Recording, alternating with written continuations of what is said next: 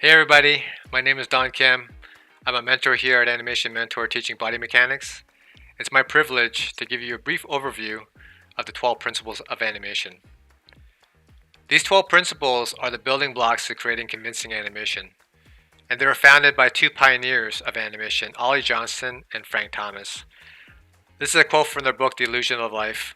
They describe the principles as a set of guidelines for creating believable and engaging animation, including techniques like squash and stretch, anticipation, and staging. And these principles can be applied to all types of animation, CG, stop motion, and even hand drawn. The first principle we're going to look at is squash and stretch. So, in order for objects and characters to have a more of an organic feel, as well as a convincing sense of weight, we do need to include a degree of squash and stretch to the animation. The amount of squash and stretch is dependent on the force and velocity of the movement, but as well the style of animation, either cartoony or realistic. But even in realistic animation, there is a degree of squash and stretch present. It's just executed in a more subtle way.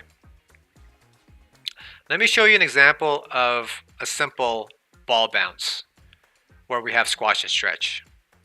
You can see how when the ball descends and ascends, there is a stretch that occurs in the shape of the ball because of the velocity of its movement. And at the contact point, the ball squashes to help sell that sense of contact and compression. It also helps with the sense of weight as the ball bounces up and down. Here's another example using a face. So you can definitely have squash and stretch in the face. It's done in a different way than in the ball bounce. It's not as exaggerated, but you still have that compression that happens as he lowers his brow, squashes his eyes, rotates his jaw into his lower part of his face, where you have a bit of squash in the cheeks, and conversely, when he opens his mouth and raises his brows and widens his eyes, you get a nice stretch and a narrowing of his jawline. So you can see how squash and stretch is also very important in something like animating a face to give the face a more organic feel. The next principle is called anticipation. It's a tool used to prepare the audience for an upcoming action or acting beat. It also helps to make the animation appear more realistic and impactful. A physical example, a simple one, would be a pitcher pitching a ball. You can see in the first slide here his stance where he's doing the wind-up. He kicks his lead foot out, but his pitching arm is still dragging back, anticipating the throw. Then he goes with the actual throw, he rotates his arm forward, then the follow through. So this just helps to cue the audience to know that something is about to happen, and also it just makes the action more dynamic because you have a broader range of motion, and it just helps the actual payoff of the throw feel more impactful. Another example that we can look at is a head turn. So we're using anticipation more as an acting device here. We have this character look in the direction that he's going to turn his head initially. This kind of helps to cue to the audience that there's something of interest that kind of caught his eye. Then he turns his head to see what that is. Now, if we didn't have this look and he just turned his head, that would feel more like a surprise.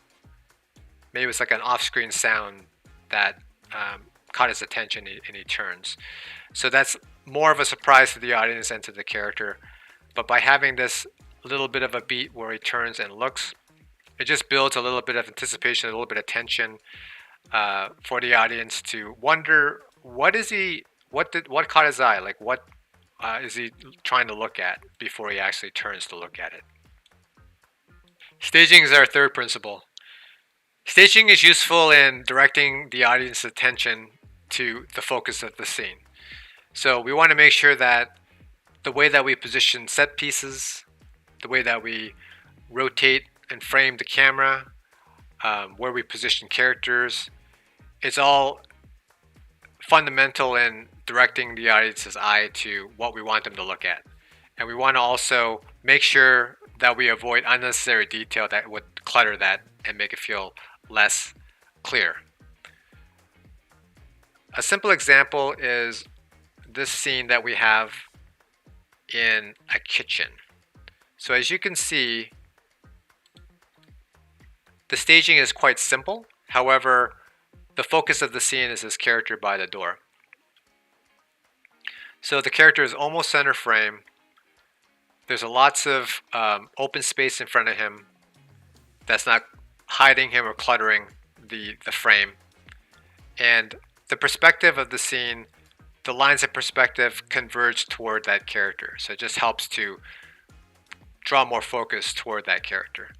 Now, in contrast, this setup, which still includes the same space, the character, now because the character is shifted all the way to the right, and the camera is facing more this wall, where it feels like the perspective of that scene no longer directs your eye toward the character.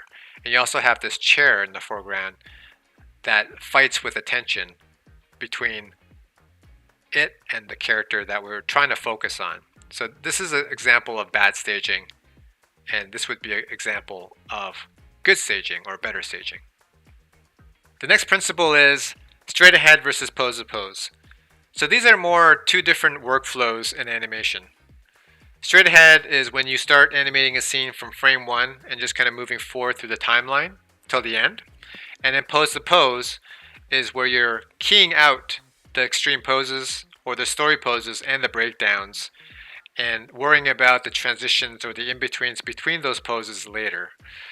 The advantage of pose to pose in terms of a planning process is that you have faster iterations. You're able to revise it quicker because you're not really worrying about trying to animate in between those key poses. You can just kind of use those poses as pillars in the animation and just kind of pop from one to the other just to see if the acting or the action is working at a certain level and kind of tweaking a little bit of the timing, but not really getting into the nitty-gritty of the transitions and making it actually move through arcs and kind of finessing the timing. So in traditional animation, it's more of a straight ahead way of working. They do have a little bit of pose to pose where they would block in some key poses and then add some breakdowns, but they would actually do, the animator would actually do some rough in-betweens to make sure that the movement is working and their spacing. They kind of think of that ahead of time. Another couple of departments later on would end up cleaning up their key drawings and their breakdowns, and another department would actually draw in all those extra drawings, the in-betweens that comprise the transitions between key poses and breakdowns. But it's still more of a straight ahead process from the beginning. In CG animation, it's a little bit different where we typically start with a blocking pass, which is pose to pose, and we'll key in those key extremes, add some breakdowns, and just try to get a nice feel for the animation as a whole in terms of posing and basic timing. And we worry about the transitions and the in-betweening later on once we are happy with the blocking pass. So the blocking pass would be pose to pose, and then the splining or the actual animating of the scene would be more straight ahead, where we start from frame 1 and then move through the timeline going forward. So let me show you an example of a blocking pass, and then we'll see what that looks like as it's splined. So here's the blocking pass. So these are all step curves, which is kind of popping into each pose, and we have some basic timing to go along with it. Just play it one more time. So you can see that the animation feels a little bit choppy because it is just kind of popping from pose to pose. It doesn't have those extra in-betweens for those transitions. And then let's look at the spline. So this would be the splining pass or the straight ahead pass. And you can see how much smoother the movement is.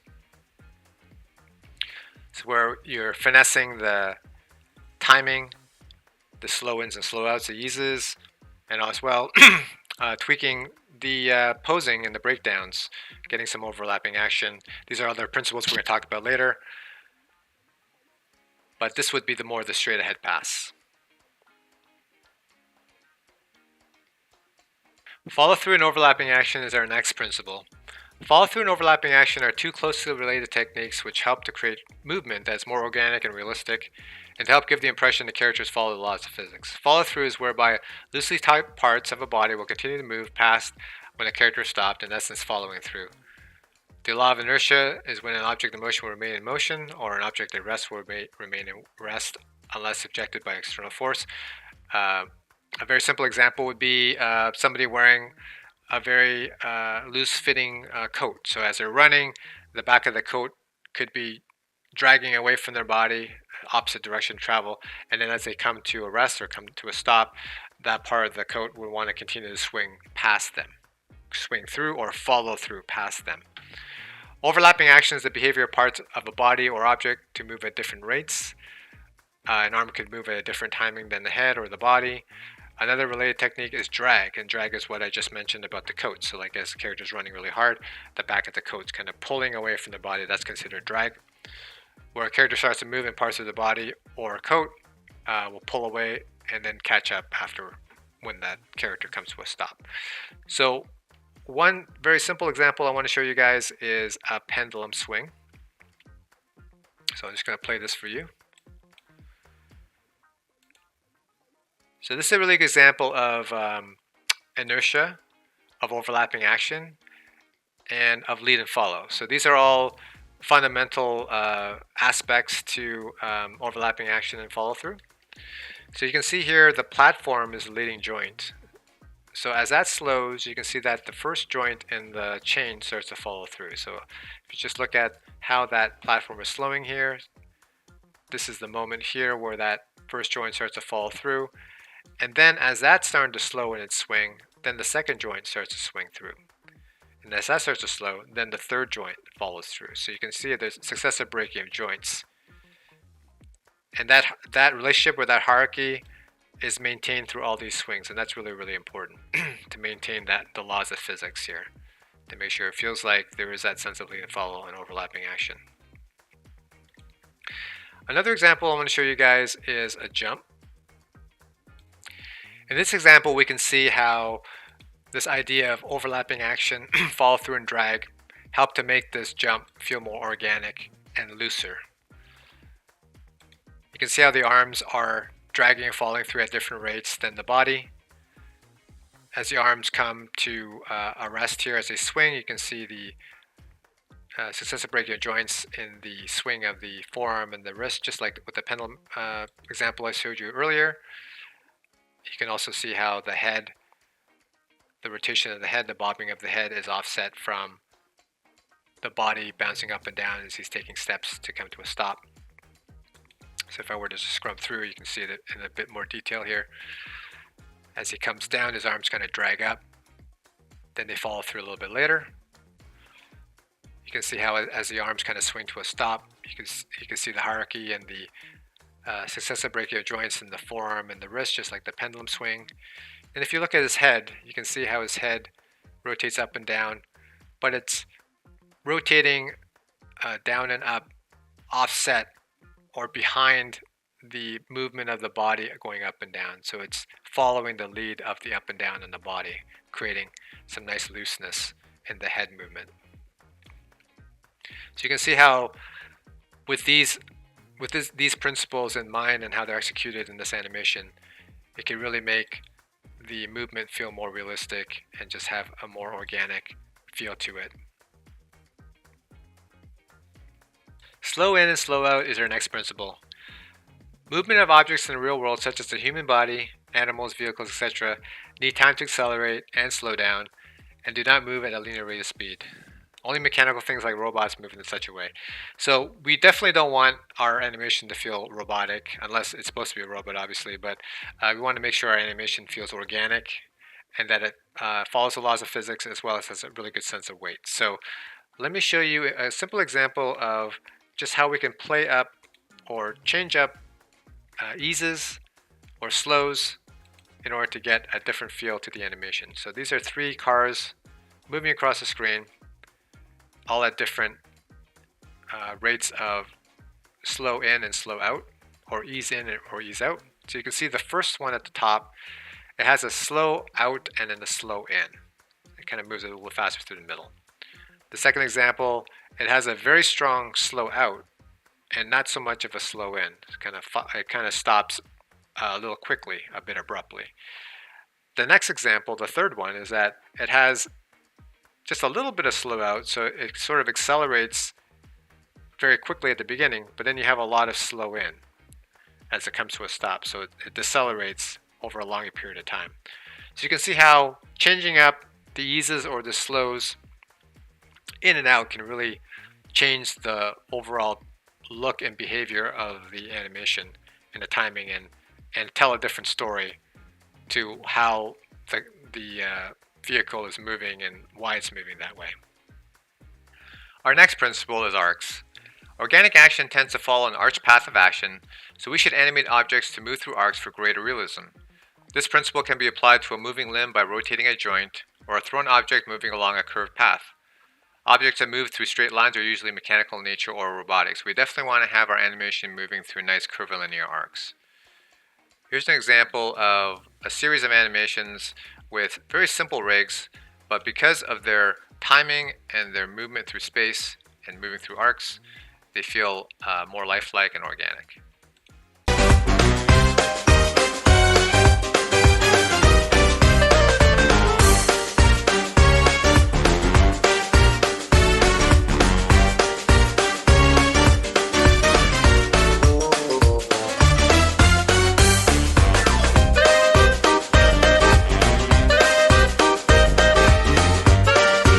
And then here's another example of the use of arcs within a walk. So we'll have a look at this demo of just a standard vanilla walk. And as you can see, parts of the body are moving through nice curvilinear arcs. If you look at the arms, how they swing like a pendulum, forward and back. And then even the leg movement, if you track the ankle or the knee moving through space, they move through nice, smooth, round, curvilinear arcs. So we definitely want to keep movement, organic feeling movement, moving through arcs and trying to avoid straight lines of action from one point to another. Our next principle is called secondary action. Secondary actions are added to the main action to give a scene more life and believability. It should help support the main action. For instance, a person walking can simultaneously swing their arms, gesture with them, or keep them in their pockets, whistle or express emotions through facial expressions. Secondary actions should always support the main action rather than take it away. So here's an example of some secondary action in this acting piece. I'll go ahead and play it and then we can discuss it right after. Just because people don't understand you doesn't make you an artist. Now, I have work to do, so I love you both. Kiss, kiss, kiss, kiss, kiss. Mwah. Get out. Bye-bye now. Really nice animation from one of our students. So, as you can see, as the scene starts, now, I have work to do. You can see the mother at her desk, and there's some papers there. It looks like she's busy. She also has a glass of wine in her hand, so she's indulging herself a bit. So you can just see that she's preoccupied with a lot of things, and she doesn't really have time for her children. So you can already just tell from the way that she's set up at her desk and holding that glass of wine. It helps to support that idea that she just wants her kids to leave her alone. And then you can look at the kids here. The one son is holding a picture that he drew, so you can see that he was busy doing something that he wanted to share with her. So he wants her attention. So that's another secondary action that you're just seeing through the pose and through what he's holding. So these are ways that you can include additional action that's not overt. She's not talking about the glass of wine. She's not talking about all the work that she has to do, but you see it through how it's being used in the scene, how she's acting with it, and how it's set up in the scene itself. So these are really good ways of showing secondary action to help support the idea behind the acting and the performance of the mom and also of the kids. Timing is our next principle. Timing refers to the number of frames for a given action, which translates to the speed of the action or movement. Correct timing can make objects appear to obey the laws of physics and have a convincing sense of weight. Timing is also important for establishing a character's mood, emotion, and reaction through his or her movements.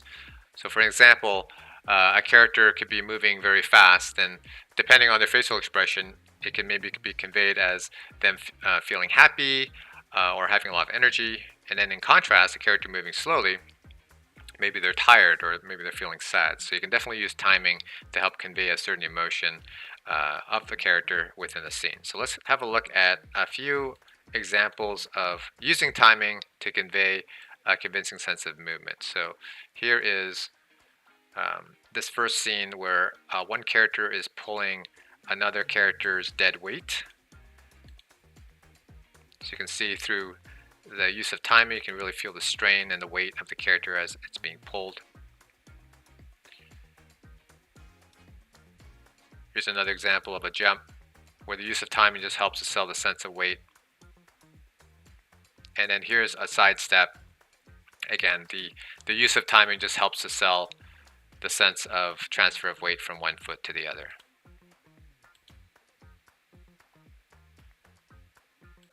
Our next principle is called exaggeration. Exaggeration is a key principle in creating more impactful and entertaining animation. As a rule of thumb, exaggeration should be applied to both the posing and the timing, the building blocks of animation, in order for the animation to play stronger, clearer, and have more visual impact.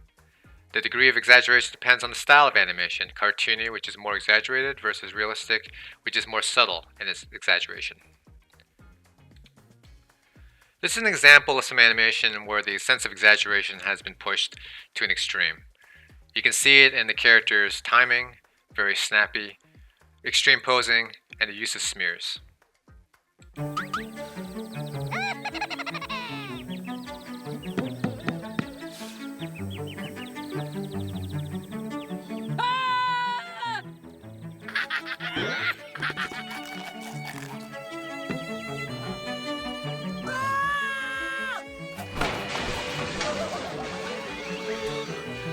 In this next example, we see a character jumping along these posts. And even though the action or the animation is a bit more rooted in realism, the extremes have been pushed very far, and the sense of timing has been heightened to give it more life, more energy, and a greater sense of weight.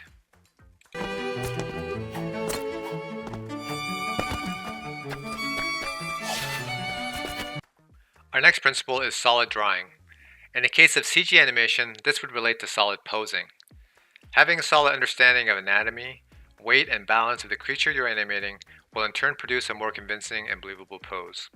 So doing a little bit of research ahead of time, trying to understand the physicality of the character you're trying to animate, some of the anatomy, sort of knowing how a character should move and how they should not move, that's just going to help to inform you and be more thoughtful in the choices that you make as you animate and pose out your character.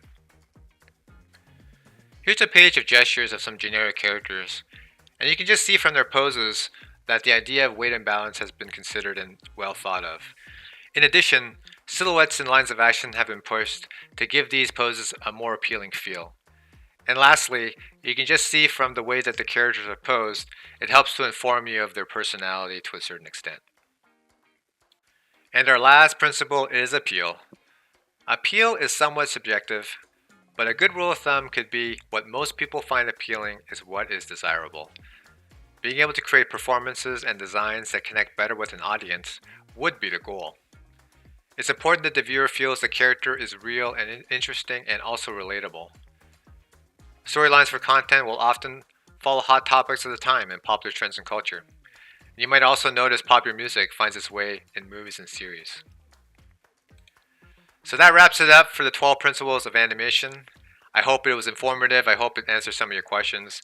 And I wish you all the best in your continuing journey to learn about animation. Thank you.